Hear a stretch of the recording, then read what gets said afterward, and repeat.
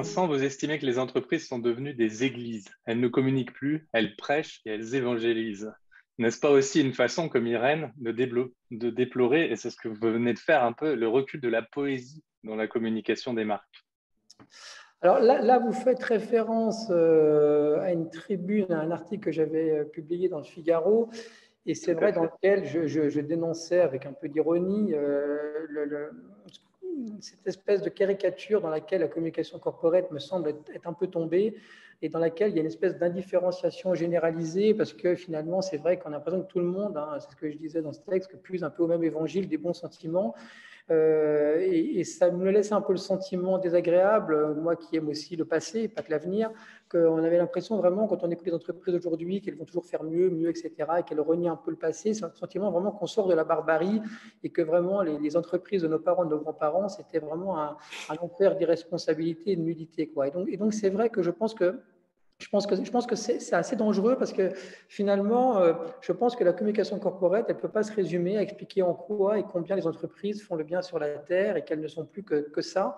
Et il y a une espèce de syndrome de Stockholm qui peut être très, très dangereux à mon sens parce que c'est nourri par une société dans laquelle on héroïse la victimisation, il y a du ressentiment généralisé et on a vu effectivement des entreprises qui, à l'excès, de mon point de vue en tout cas, cherchent toujours à s'acheter une bonne conscience sur des terrains qui sont extrêmement glissants et complexes, qui sont des terrains du débat public. Voilà. Et c'est vrai que la raison pour laquelle je trouve ça extrêmement toxique, sur les études d'opinion, c'est-à-dire que les grandes entreprises, elles n'ont pas gagné en capital confiance en dépit de tous ces efforts qu'elles essayent de faire pour apparaître sans cesse plus, alors je mets des guillemets parce que c'est un peu des mots incontournables aujourd'hui, plus bienveillantes, plus responsables, plus inclusives.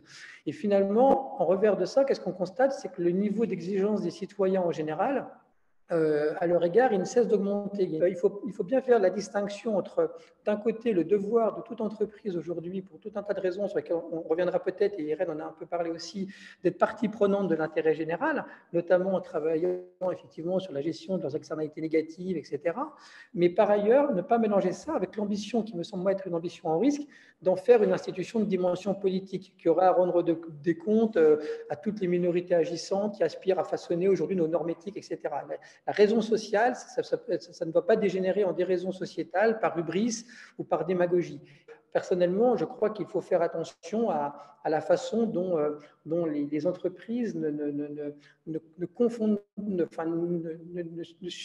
suragissent pas, ne surinvestissent pas pour le coup ce rôle qu'elles jouent dans la société de manière indubitable et de manière sans doute plus forte parce qu'elles sont de plus en plus innovantes sur des sujets de plus en plus complexes, et ne pas mélanger ça avec cette idée d'apparaître toujours comme étant des monstres de vertu au service du bien, parce que je pense qu'il y a une complexité humaine, comme il y a une complexité dans l'entreprise, qui fait que c'est assez dangereux, je pense, de toujours apparaître comme étant un monstre de vertu. Et c'est la meilleure façon, je pense, de se faire attaquer et de créer une sorte de frustration. Voilà, c'est un petit peu ce que je dénonçais là-dedans.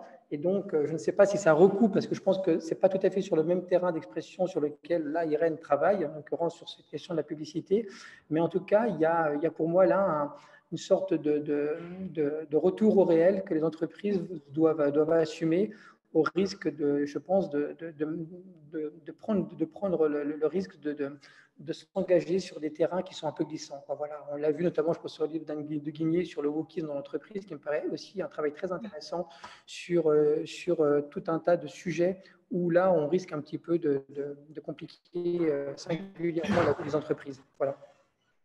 Merci Vincent. Irène, ça vous inspire une réaction? Alors oui, au risque d'être ennuyeuse, je vais quand même je suis tout à fait d'accord avec ce que dit Vincent sur les deux dernières interventions d'ailleurs qui viennent d'être faites. Deux écueils de la communication de ce monde nouveau, hein, ce que j'appelle ce monde nouveau, c'est effectivement l'emphase messianique un peu vide, tout ce qui vient d'être évoqué, qui est extrêmement problématique à plusieurs égards, hein, tout simplement parce que malgré tout ce que le consommateur, on y reviendra après, c'est vrai qu'il n'est pas que sérieux et heureusement, mais ce que le consommateur veut, c'est du concret. Il a quand même un peu raison, c'est-à-dire qu'il faut quand même d'abord délivrer des actes et donc de ce point de vue-là, tout en face qui est complètement abstraite et déconnectée est très insupportable. Ça en plus, ça prête le flanc à une forme de critique d'un nouveau politiquement correct, d'un capitalisme moralisateur qui se cache, enfin, qui se transforme pour finalement ne pas délivrer dans les actes. Donc, c'est extrêmement, extrêmement problématique. Le deuxième écueil, et là, je suis pour le coup extrêmement claire dans mon ouvrage, le deuxième écueil qui est celui de la communication aujourd'hui, c'est d'être justement trop sérieux. C'est l'esprit de sérieux. C'est précisément de considérer, et c'est pour ça, c'est ce que disait Vincent lors de la précédente question, précisément, il ne faut pas oublier ce que c'est la poésie, la publicité, pardon. C'est une poésie efficace. C'est une trouvaille qu'on peut trouver selon, encore une fois, ce que l'on pense de la publicité géniale ou scandaleuse, mais qui consiste à parler d'un produit ou d'un service en faisant appel à ce supplément de sens, finalement, qui fait appel à l'imaginaire et au rêve. Donc, pour ça, elle utilise, et ça a été très étudié, et c'est totalement passionnant, tous les codes, toutes les méthodes de la rhétorique pour faire rire et pour faire rêver.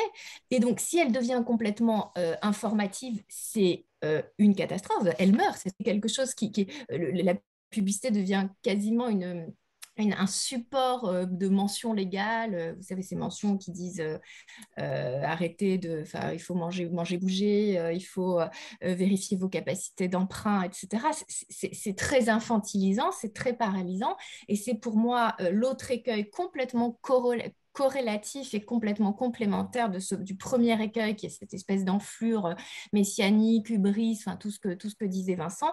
Et je suis absolument, absolument d'accord pour dire que c'est disons, une voie sans issue.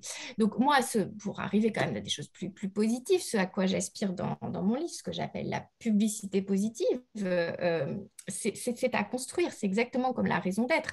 C'est de faire le pari que de la même manière finalement que la publicité, de manière extrêmement critiquable, sans doute avait accompagné un rêve collectif à une certaine époque, elle a une capacité de continuer à jouer ce rôle de rêve collectif, et qu'elle rende désirable et peut-être même joyeux quelquefois une réorientation du système productif, une société plus inclusive. Enfin, après les causes, on peut y mettre ce qu'on veut, mais en tout cas, ce qui est très important, c'est que la publicité, et je pense qu'on est absolument d'accord, ne doit pas se situer du côté de la moralisation. Il y avait une revendication, c'était très intéressant, qui était celle de la Convention citoyenne sur le climat, qui a beaucoup, beaucoup travaillé sur la publicité, qui demandait finalement qu'à chaque publicité, il y ait la mention « Avez-vous vraiment besoin de ce produit ?» C'est extrêmement intéressant, parce que là, on est vraiment dans c'est complètement tétanisant, c'est-à-dire qu'on est vraiment dans l'injonction, dans la morale. Il faut vraiment, si tant est que la publicité est prête à accompagner autre chose qu'un désir de surconsommation, utilisons-la pour son humour, utilisons-la pour sa légèreté. C'est fondamental. Donc voilà, je pense qu'on est fondamentalement d'accord avec Vincent. Et c'est une anecdote, mais l'autre jour, j'achète à la FNAC un vieux film des années 50, et le film était vendu avec les actualités de l'époque et avec la publicité de l'époque. Et c'est assez fascinant parce qu'on voit à quel point, effectivement, la société a changé à travers simplement, en 4-5 pubs, il y en avait une sur l'alcool, une sur le tabac. Enfin, on se dit, ça me paraissait surréaliste, quoi. Donc, c'est assez marrant quand même, comme la publicité, comme le miroir d'une société. Et c'était assez frappant, quoi. Tout à fait. Non, c'est un excellent miroir. La publicité est un miroir. C'est pour ça aussi qu'elle est passionnante à regarder, même qu'on l'aime ou pas. Elle est de toute façon absolument passionnante à étudier. Tout à fait. Et on prend toujours plaisir, souvent plaisir, quand elle n'est pas trop moralisante, effectivement, à regarder des publicités qui réveillent ce rêve dont vous parlez très bien.